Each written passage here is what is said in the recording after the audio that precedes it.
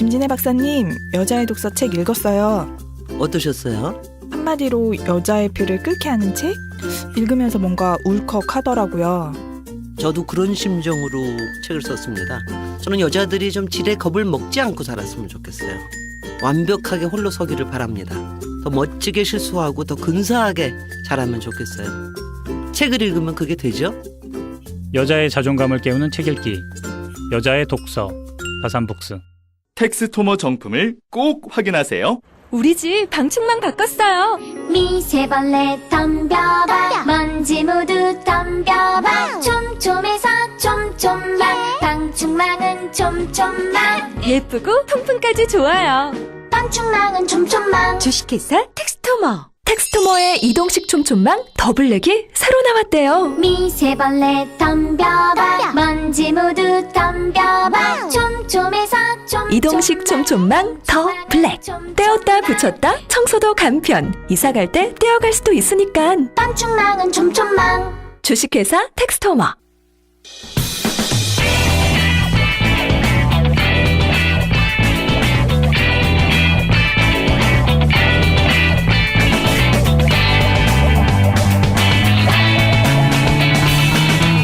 김어준의 뉴스공장.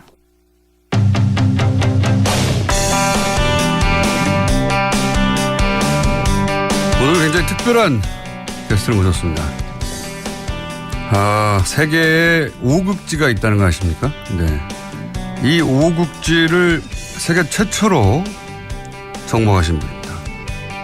그리고 열흘 후에 로체, 높은 산인 건 압니다, 제가. 로체 남벽, 이 남벽은 아무도 정복 못했다네요. 로체 남벽 정복을 위해서 히말라야로 열흘 후에 떠나실 홍성택 대장님 저희가 모셨습니다. 안녕하십니까? 안녕하십니까. 반갑습니다. 평상시 이렇게 흥미롭게 청취를 하고 있었는데 저를 불러주셔서 정말 영광입니다. 감사합니다. 인사말을 준비하셨군요. 네. 굉장히 흥미롭습니다. 네. 저희가 항상 이제 뭐 정치 시사 관련된 인물만 모시다가 이 워낙 드문 분야잖아요. 세계 일단 5극지가 뭡니까? 5극지가. 네, 5극지라는 거는 이제 인간의 발길이 가장 닿기 어려운 거. 그다음 식물이 살 수 없는 것을 극지라고 하는데 그 대표적인 그 3극지가 있거든요. 그 남극, 북극. 예, 그 1극지가 북극점. 네. 그다음 2극지가 남극점. 예. 그다음 3극지가 에베레스트 정상.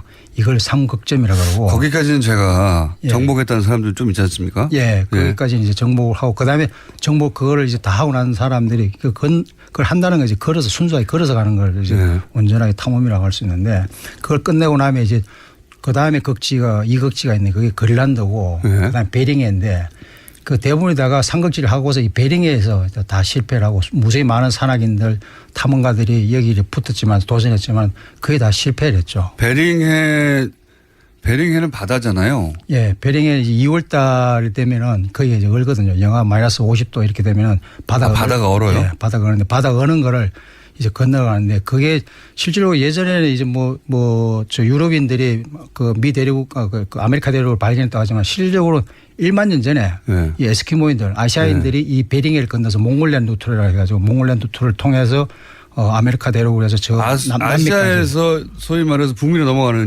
그 가장 단거리가 바로 베링해거든요. 예. 그게 바로 이제 러시아하고 알래스카 예, 사이에 있는 건데 거기를 이제 얼은 상태에서 건너가는 건데 완전히 얼어버린 바다 위를 걷는 겁니까? 예전에 1만 년 전에 얼었는데 지금 이제 지구 온난화 때문에 그 얼음들이 계속 깨지고 막 움직이죠. 움직여서 흘러내리고 있고 그 얼음과 얼음 사이를 빠지면 바다 아닙니까? 그렇죠. 얼음과 얼음 사이를 거기를 왜 걸어가셨어요? 건너서 이제 건너는 건데 대부분 다 이 삼극지름을 끝내고 난 다음에 이제 자기의 탐험의 능력이나 이런 것을 평가받기 위해서 거기를 도전을 하는데 실질적으로 우리나라에서도 오몽길 대장이나 박영석 대장이나 그다음에 허영호 대장이나 이런 형들이 여기를 갔지만 다 실패했었죠. 그래서 저는 운 좋게 이제 그게 왜 실패하는 거죠? 여기는 뭐 정말 어떻게 보면 탐험의 하이라이트이고 북극점 축소판을 할 수 있는 것이고 굉장히 뭐 다이나믹하게 움직이거든요. 얼음들이요. 얼음들이 움직이는 게 태평양 쪽으로 흘러내려가고 있거든요. 얼음을. 예. 흘러내려가고 있는데 흘러내려가는 그 길을 이제 가로로 질러서 러시아에서 이제 알래스카로 건너가는 거거든요. 네. 그러면서 거기에 이제 비우주적인 요소들이 굉장히 많습니다. 그걸 리드라 그러는데 이 얼음과 얼음 사이가 이제 바닷물이 생성되는데 거기 빠지는 경우도 있고 뭐 곰이 나타나는 경우도 있고 이 폴라베어 같은 경우는 북극곰들은 이 굉장히 또 영리하고 뭐 살아있는 모든 동물체들은 다 자기 먹잇감을 생각하고 네. 끊임없이 자기가 한번 목표물을 설정하면은 이 곰들은 끊임없이 이게 저희들이 이게 그 뒤에서 쫓아옵니까? 예, 쫓아오면서 그것도 모습을 감춘 채 뭐 도망가다 싶으면 2, 3m 또 저 멀리서 보고 있고 뭐 100m 근간에서 따라오는 경우도 있고 뭐 그런 것들이 굉장히 스트레스죠. 그런 위험 요소도 북극곰이 있고. 쫓아오기도 했어요. 그렇죠. 그리고 이 뭐 곰이 우리는 뭐 미련한 곰이라고 얘기하는데 절대로 미련하지 않습니다. 이 곰이. 그러면은 그렇게 바다가 언 데를 걷다 보니까 그게 갈라져 가지고 예. 거기 더 이상 못 가는 경우도 있고. 그렇죠. 이 얼음들이 계속 밑으로 흘러내리거든요. 흘러내리는데 우리는 그 옆으로 가로질러서 가야 되는데 대부분 다가 이제 탐험 한 7, 8일 때쯤 되면은 빠른 속도로 가만히 있으면 유빙이 막 흘러서 1시간에 뭐 3km씩 막 이렇게 떠내려가거든요. 네. 가만히 있으면 자다가도 이제 뭐 일어나면은 태평양으로 이제 빠져가지고 조난이 되는 경우도 있고 예전에 그래서 박예석 대장 같은 영석영 같은 경우에도 그래서 구조되는 상황이 발생했고 그래서 그 이후에 제가 갔는데 어느 시점에 되면은 성택이 너도 어느 시점에 빠른 속도로 떠내려갈 거다. 그때는 이때는 이거 어떤 상황이라도 떠나야 돼. 떠나지 않으면 너도 너 역시 나처럼 구조될 거다. 그 상황을 저에게 듣고서 가르쳐 준 거죠. 그래서 저도 어느 순간 그 당시에 블리자드 온 상태에서 뭐 눈보라가 막 치는데. 예, 블리자드 온 상태에서 저희 13시간 정도를 걸었어요. 그리고 저희들 뭐 다 찰진항도 힘이 싹 다 빠진 상태에서 밤이 되어가지고 텐트를 치는데 텐트도 뭐 발이 너무 세게 부니까 텐트 칠 수가 없어가지고 뭐 온갖 노력 끝에 다 쳤는데 텐트 다 찢어지고 또 폴대도 부러지고 그런 상황에서 들어갔는데 뭐 밥에 먹을 힘조차도 남아있지 않은 상태가 된 거죠. 그래서 좀 쉬었다가 일어나가지고 밥을 해먹는데 대장님 마이크가 자꾸 귀로 가고 있습니다. 아 예. 그래서 밥을 해먹고 나니까 이제 막 이게 떠내려가는 거죠. 아 영석이 얘기한 그 시점이 바로 여기구나. 그래서 가야겠다. 안 그러면 우리는 여기서 조난 당할 거냐 아니면 성공할 거냐 그 두 가지 기로에 있어서 밥 먹을 동안에 대원들 얘기를 안 했죠. 이게 떠나야 되나 아니면 여기서 그냥 구조되는 거냐. 그래서 생각하고 한참 고민 끝에 밥 다 먹고 야 우리 이런 상황인데 떠나야 자지 말고 가자. 예. 오히려 걷자. 예. 그러니까 대원 다 뭐 한마디 그 얘기도 없이 다 준비하겠습니다라고 그래 다시 떠나는 거죠. 그래서 베링해 엽을 그렇게 도보로 걷는데 얼마나 걸립니까? 그게 80km 직선거리는 80km 정도 되거든요. 그래서 저희들이 걸었던 거는 7박 8일에 건넜습니다. 건너서 마지막 그 첫 번째 마을이 마이크가 점점 길어 가고 있습니다. 대장님. 그 우엘레라는 곳이 도착을 했는데 거기에 우엘레에서 마을이 저희들을 도착하는 거 보고서 당신들 어디서 왔느냐.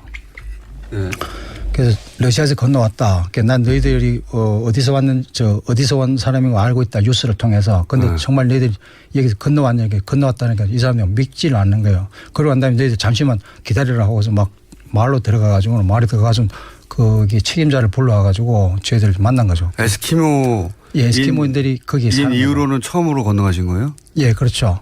그게 제가 공식적으로 처음입니다. 그때가. 이야. 며칠 걸리셨다고요?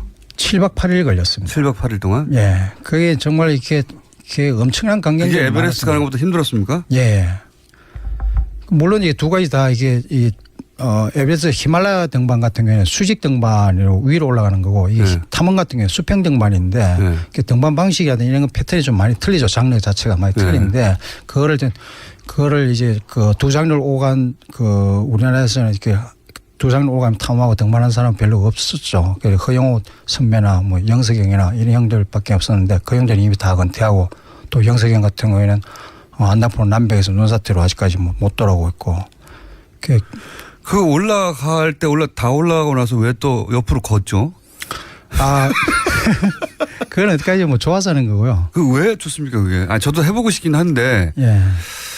에베레스트에 가보고 싶긴 해요. 하지만 제가 못 가겠죠?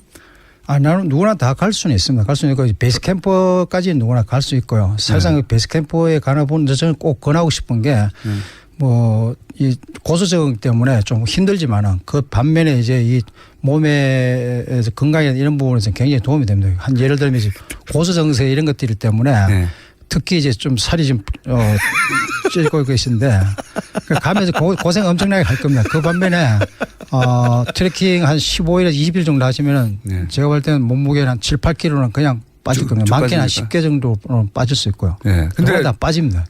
빠지는 건 알겠는데 에베레스트 정상까지 제가 갈 수 있을까요? 정상까지는 못 가겠습니까?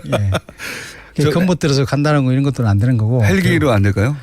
그 헬기로 갈 수는 있죠. 그런데 이제 우리는 우리 이 기후의 기압과 맞게끔 우리 네. 이미 세포가 성장돼 있고 네. 돼 있기 때문에 우리 아무리 건강한 사람이라도 헬리콥터로 그 예를 들어 7,000m에 내려놨을 때 가정했을 때 살 수 있는 시간은 불과 15분에서 20분밖에 살 수가 없습니다. 그리고 갈 수가 있는데 15분 있다가 제가 가요? 예. 그리고 8,000m 내려놨을 때 살 수 있는 시간은 5분 정도밖에 되지 않습니다. 5분에서 10분밖에. 그렇기 때문에 이제 히말라야 등반하면 우리는 한국에서는 뭐 가장 높은 산이 그 한라산이지 않습니까? 한라산 아침 일찍 출발하면은 저녁이면 내려올 수 있잖아요. 그러면 그 뭐 에베레스트나 로체남맥 같은 경우에는 8,500m, 8,800m니까 한 7, 8배 되니까 그러면 뭐 2, 3일 걸리지 않나 이렇게 생각하는데 사실은 이제 고소 적응을 하기 위해서 몸을 고소에 적응하기 위해서 베이스 캠프에 도착하면 2, 3일 쉬었다가 그다음에 이제 식량 장비를 짊어지고 캠프 안에 올라가서 그 식량 장비를 대포시켜 놓고 다시 내려옵니다. 내려와서 하루 쉬었다가 그 다음날 또 캠프 안에 자고 또 한 2, 300m, 4, 500m 올라가서 또 식량 장비를 그 디파지하고 그다음에 또 다시 내려오죠. 내려와서 베이스 캠프 쉬었다가 또 캠프 안에서 자고 또 캠프 뒤에 올라가서 자고 다시 또 뭘 내려와서 올라갔다 내렸다 올라갔다 내렸다 하는 겁니까? 올라갔다 내렸다 하면서 고도를 조금씩 올리면서 제 몸을 그 고소에 적응을 시키는 거죠. 헬기를 예를 들어 제가 산소 마스크를 쓰고 가도 안 돼요? 헬기가 뜰 수 있는 그 고도는 예. 다들 이렇게 못 주고 헬리콥터에서 뭐 조난다면 헬리콥터를 보내면 되지 않느냐고 하는데 헬리콥터가 뜰 수 있는 그 고도는 6,000m 이상을 뜰 수가 없습니다. 특수 헬기 나오지 않았나요? 최근에? 예전에 뭐 프랑스인가 이쪽에서 나왔다 네. 그러는데 그건 특수 헬기에 불과 일반적인 노말 헬기들은 뭐 그 정도가 고도가. 그 특수 헬기를 타려면 네팔 군대에 들어가야 한다는 얘기를 제가 들은 적이 있습니다. 그건 제가 처음 듣는 얘기입니다. 네팔인이 돼서 입대해가지고 예.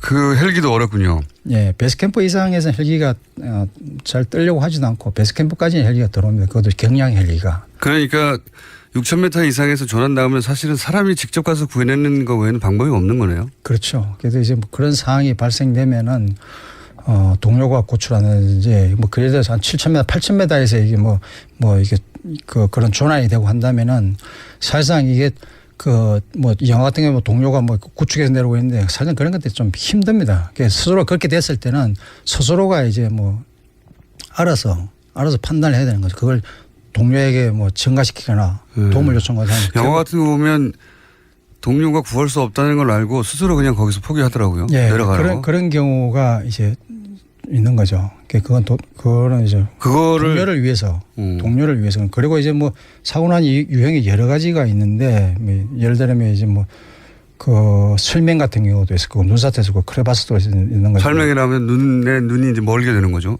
예, 그게 이제 이 히말라야 같은 경우에 폼으로 선글라스를 쓰는 게 아니라 이 15분 이상 이 선글라스를 벗게 되면 이 설명이 걸리는 거예요. 앞이 전혀 안 보여요. 15분만 해요? 예.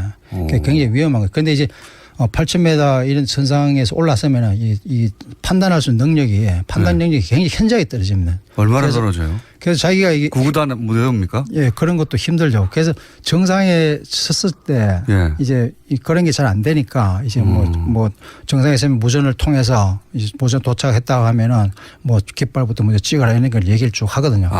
그래서 스스로 그런 판단 자체가 잘 안 돼요? 예, 그런 게 내가 뭐인지 모르고 그래서 이 조난당할 경우에는 이 선글라스 썼는지 안 썼는지 모를 때가 있습니다. 자기가. 예. 그리고 나중에 눈이 좀 이상하다 싶으면 이 눈을 만져보면 선글라스가 안 썼다는 걸 아는 거죠. 그때 이미 늦은 거죠. 그런 인지 능력이 굉장히 떨어지는군요. 예. 그렇게 해서 사고 나는 경우가 좀 있는 거고요. 그 다음에 또 한 가지 이제 그 멘탈이. 정신력이. 예. 멘탈이 붕괴가 됐을 경우에. 어떻게 붕괴됩니까? 이게 이 자신감을 잃는 거거든요. 멘탈이 붕괴가 되고 멘탈을 유지하려고 노력을 하는데 그게 멘탈이 붕괴됐을 때 오는 것들은 이제 그 한순간에 주저앉게 되고 그 정신력이나 이런 부분들이 이제 거기에 두려움이 다 지배를 하게 되고 그러다 보면 이 친구는 분명히 체력이 있음에도 불구하고 그 멘탈이 붕괴되면 스스로가 그냥 주저앉고서 스스로가 내려가는 것을 포기해버리는 거죠. 그리고 대원들한테 그걸 전가시키고 그러다 보면 그 친구가 위험한 게 아니라 저 역시도 저희 대원 역시도 이렇게 위험하게 본인이 그렇게 처해가지고 멘탈에 붕괴된 적이 있어요?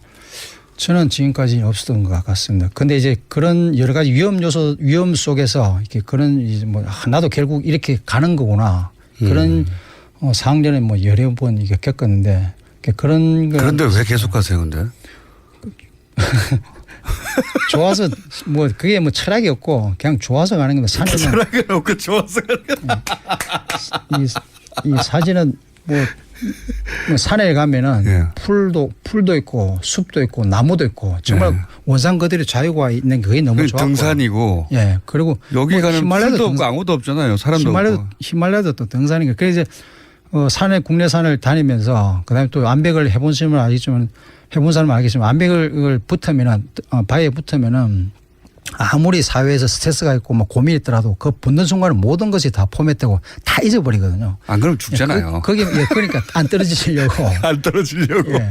그러니까 그런 것들이 이제 매력을 있고 그래서 서서히 이제 산을 이제 타기 시작한 거죠. 그러다가 25년 전에 이제 뭐 에베레스트 등반을 꾸리는데 그게 이제 제가 대원으로 참여하면서 허영호 대장을 만나고 그다음에 또 21년 전에는 지금 그 당시에는 이제 뭐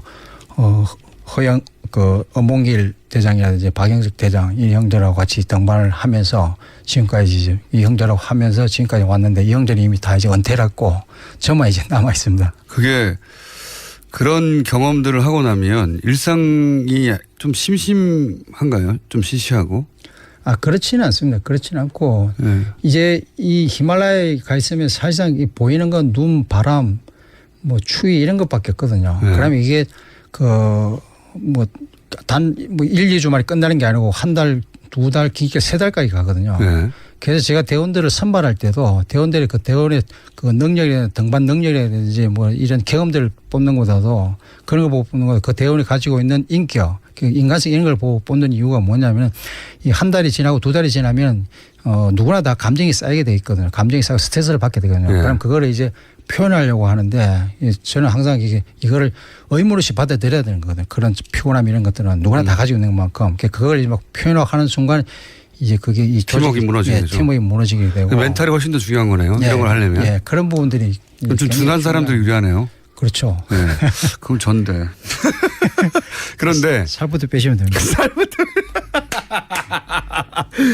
그런데 저희가 이제 이미 5국지 다 정복하셨는데 그런데 로체라고 하는 산에 이 남벽은 또 아무도 정복을 못했다고 해서 또 가시는 거잖아요. 예. 내가 처음 해보려고. 예.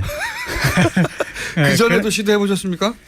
제가 지금 이번에 5번째 도전하는데. 4번은 실패하셨고 예, 이미. 지금도 18년 전인가요. 1999년도에 제가 모르고 제대로 알지도 못한 상태에서 그 당시에 정말 겉멋 들어가지고. 이게 왜 아무도 성공 못했죠 이때까지? 예, 이거는 뭐 사실상 베이스 캠프를 떠나면은 베이스 캠프에서 정상까지 이 벽 길이가 예.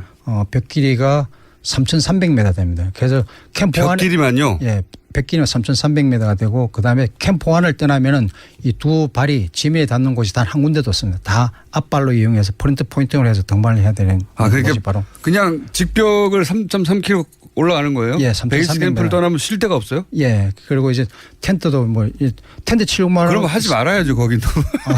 그럴수록 더 흥미로운 거죠.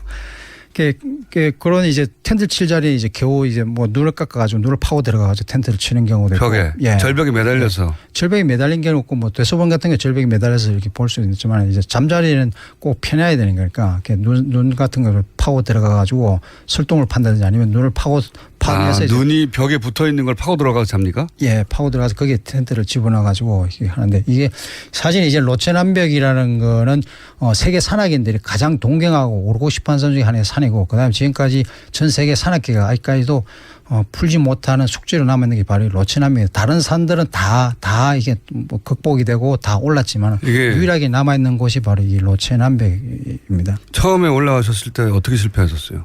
그때는 이게 뭐 이거는 저 도저히 등반을 할 수 없는 그런 거다. 이건 내 능력 밖이라고 생각을 하고. 어느 지점까지 올라왔다 내려오셨습니까? 그때는 뭐 6,800 정도. 그러니까 3.3km 중에 얼마나 하다가 그 캠프 이제 2에서 캠프 3 가다가 이제 한 1km 정도 올라가다 내려오신 거예요? 예, 내려온 거죠. 그럼 2.2km, 2.3km 남겨놓고 내려오신 거네요? 예, 그래서 이제 그 세계 산악회가 정말 뭐 내놓은 각 국가들이 다 붙었던 거죠. 다 붙으면 실패했던 거고. 가장 그 성공에 근접한 게 몇 킬로까지 올라간 사람입니까?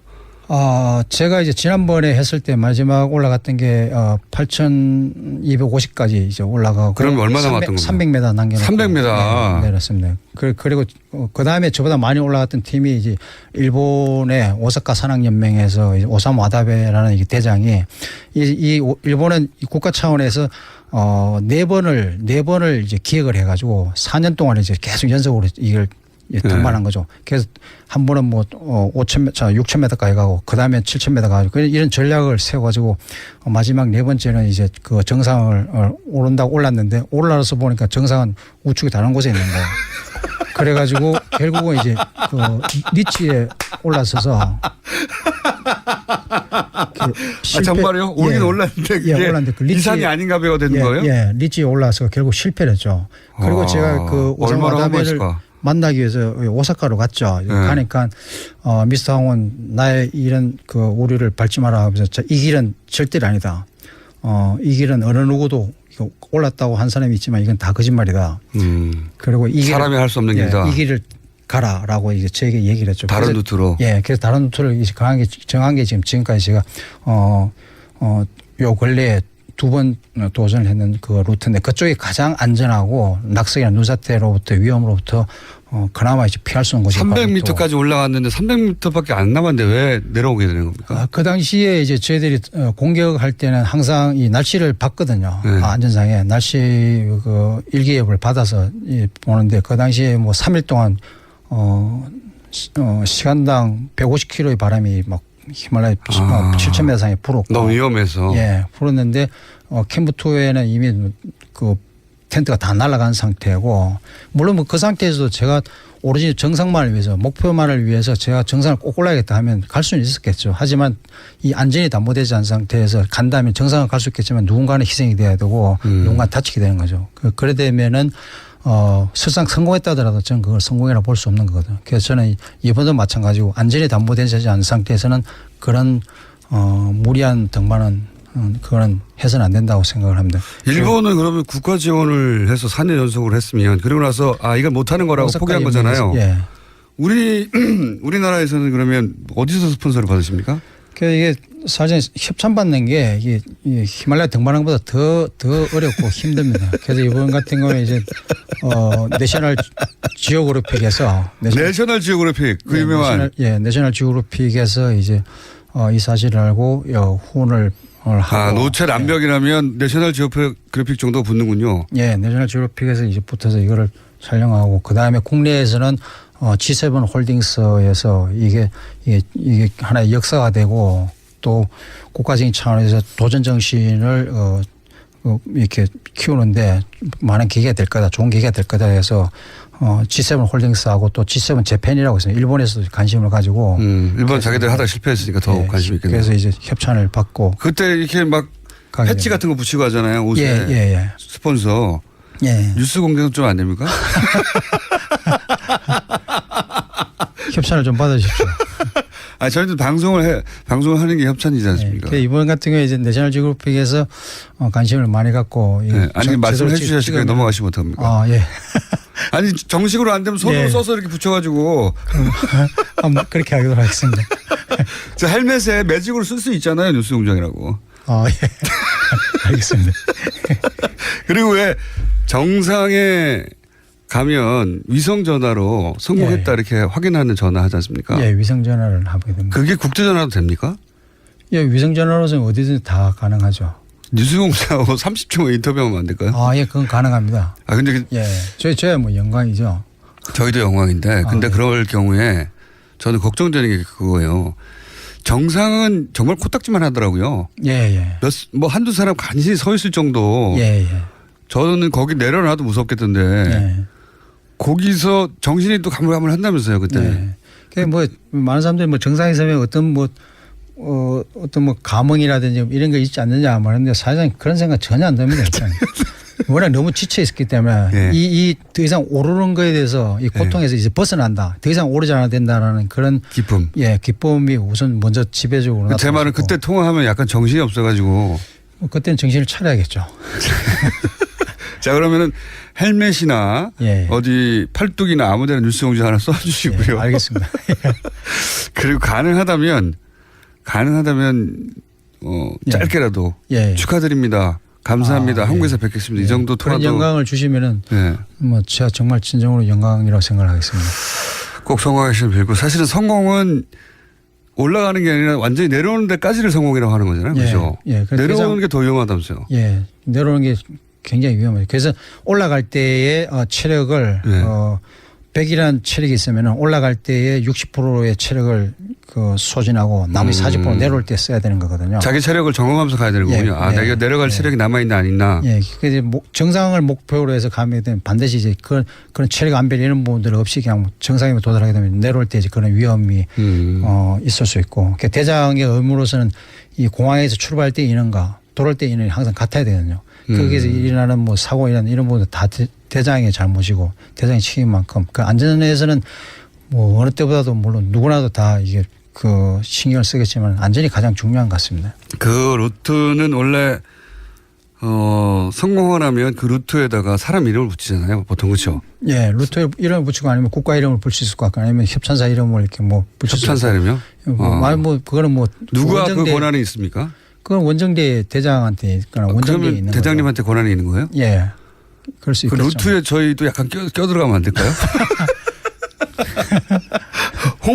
홍성택 뉴스공장 이런 걸로.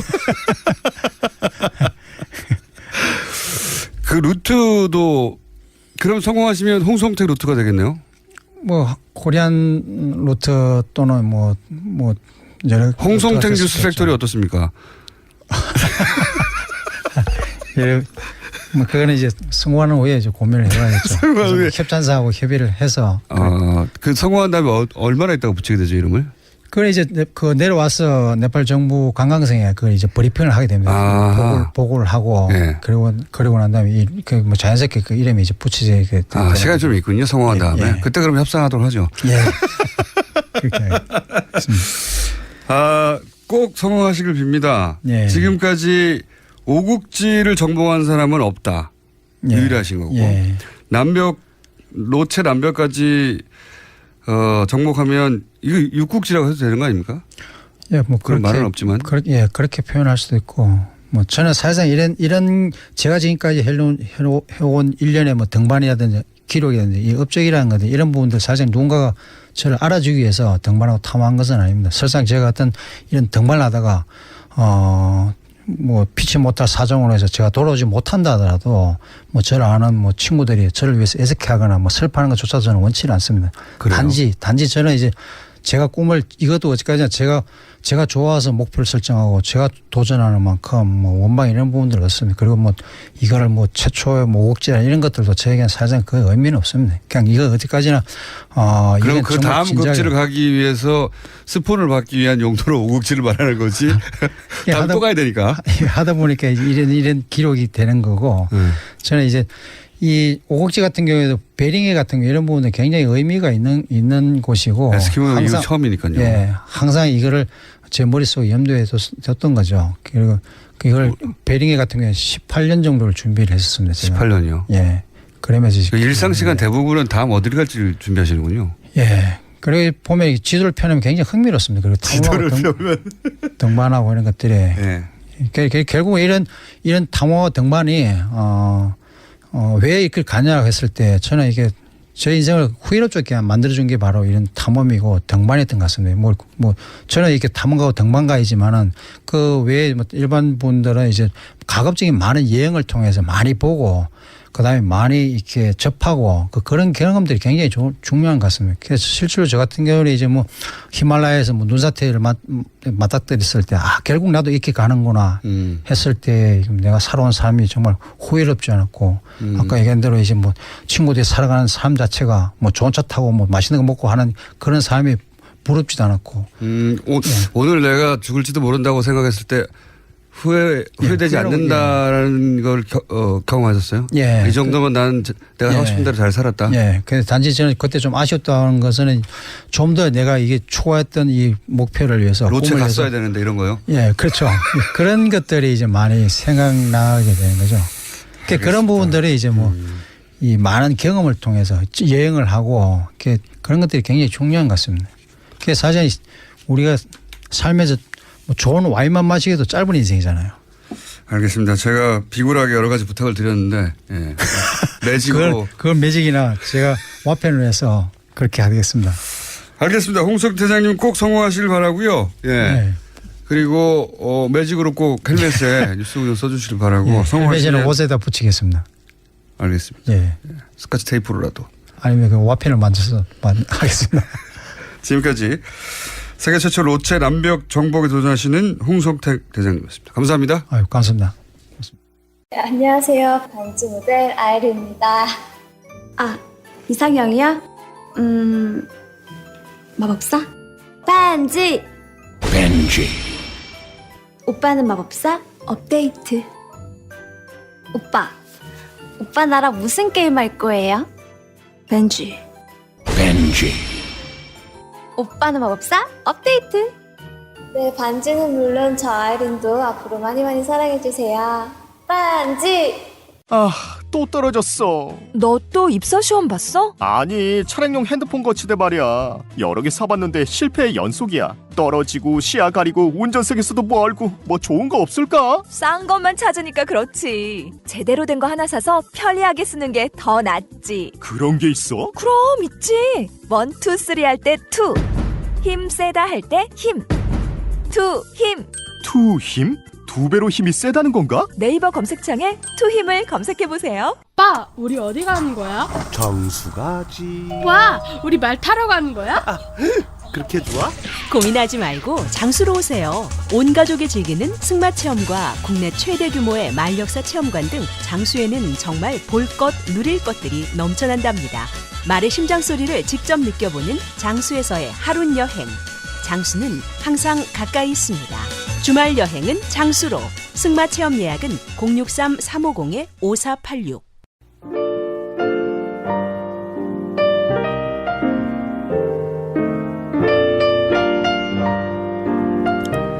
불친절한 에이스. 홍 대장님에 대한 문자 굉장히 많네요. 예, 그리고 너무 비굴한 거 아닙니까?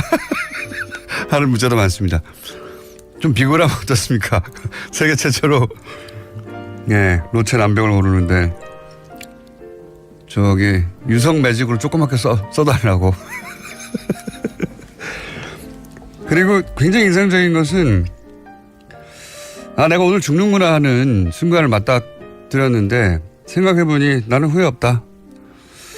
그 정도면은 굉장히 제대로 된 삶이죠. 예. 그렇게 살다 가는 사람 많지 않습니다. 예. 그 점에 있어서 홍 대장님의 성공을 빕니다.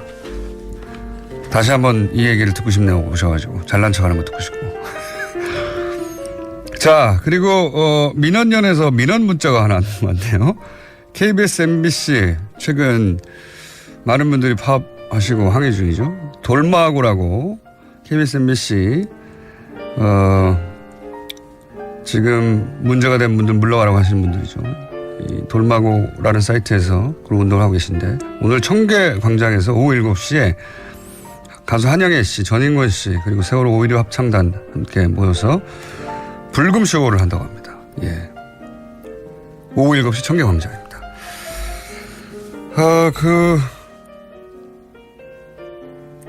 에베레스트 정복은 불가능할 겁니다.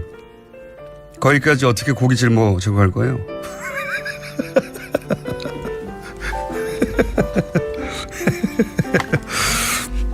설득되고 있습니다. 여기까지 하겠습니다.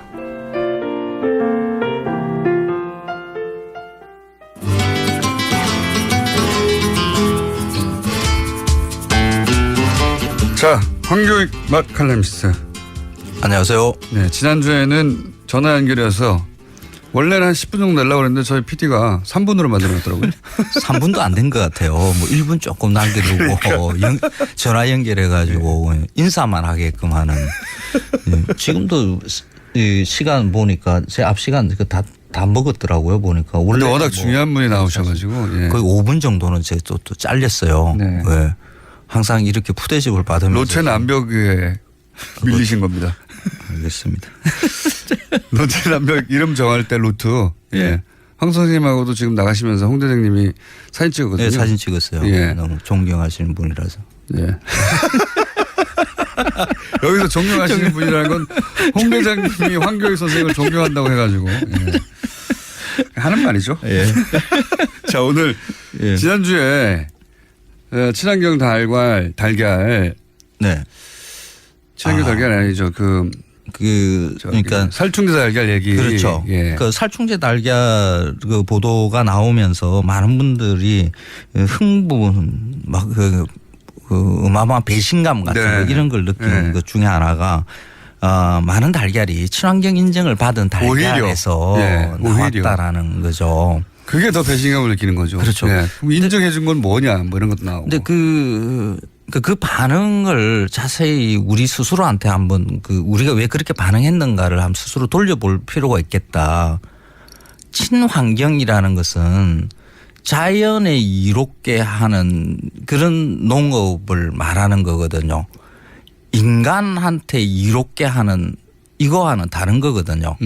그러니까 친환경을 하면 결과적으로 인간한테 이롭게 되지 않겠냐. 그렇게는 하죠. 그런데 보통 이제 지금의 그 살충제 달걀 사건은 몸에 좋은 줄 알고 그걸 찾아 먹었는데 근데 그걸 몸에 더 나쁘대. 나쁜 게 나왔대 하는 것에 대한 배신감이 큰 거거든요. 친환경이어서 몸에 좋을 줄 알았는데. 그렇죠. 근데 그 친환경이니까 몸에 좋은 줄 생각하는 것, 요게 대해서 좀 문제를 지적해 볼 필요가 있어요. 친환경이라고 해서 몸에 좋은 것 아니거든요. 그래요?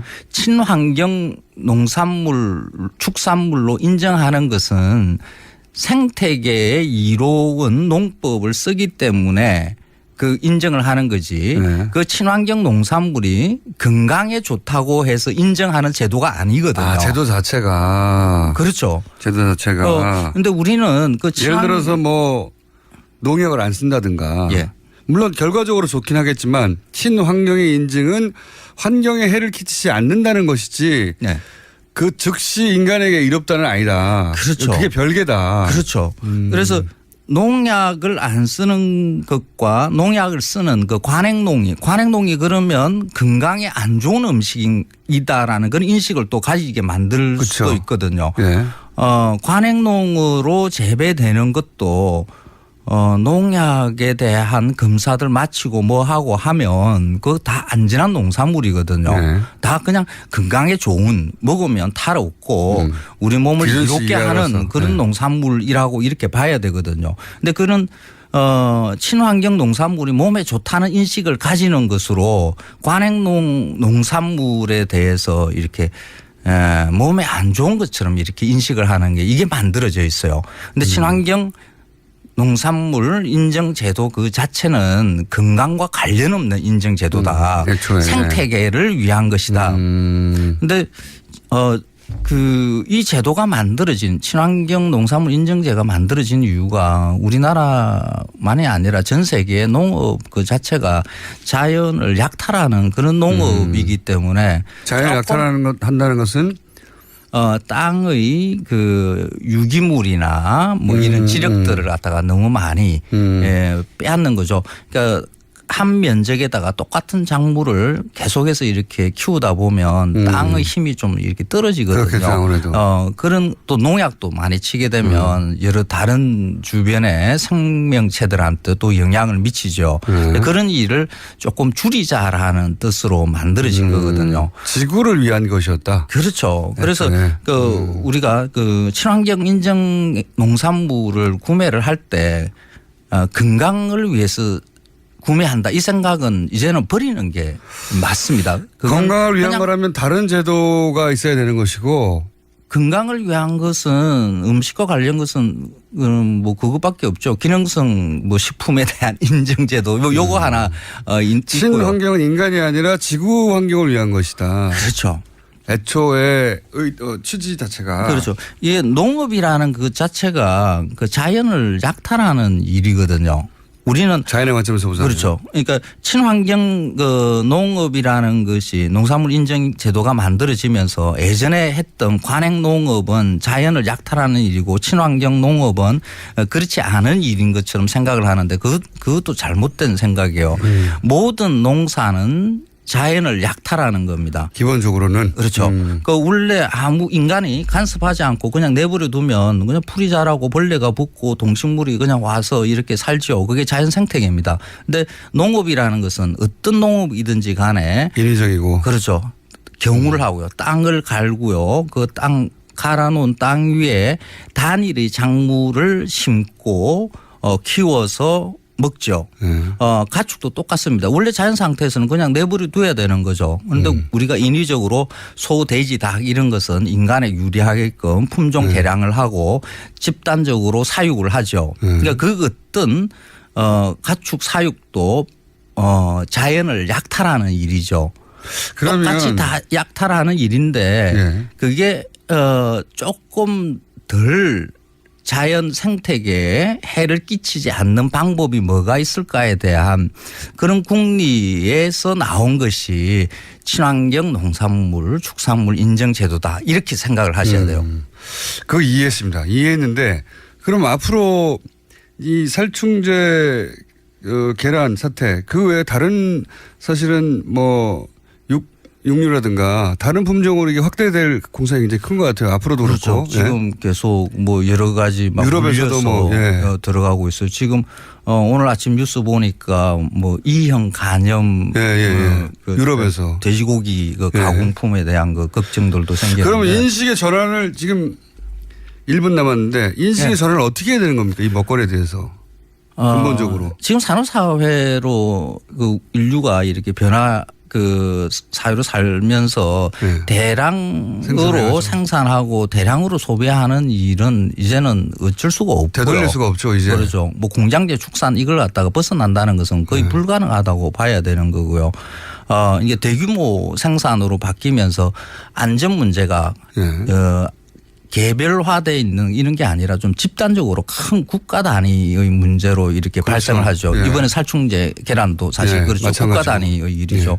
근데 이런 위험성에 대한 관리는 국가가 직접 당연히 해야 되는 거고 그 외에 자잘한 친환경 인증제 이런 것은 사실 뭐 그렇게 그 국민의 건강과 관련돼 있는 이런 게 아니거든요. 그래서 그냥 민간으로 이양을 해서 정부가 먹을거리에 대해서 관리해야 되는 부분이 뭔가 조금 더 집중해 볼 필요가 있기는 해요. 이거 한 주 더 해야 될 것 같습니다.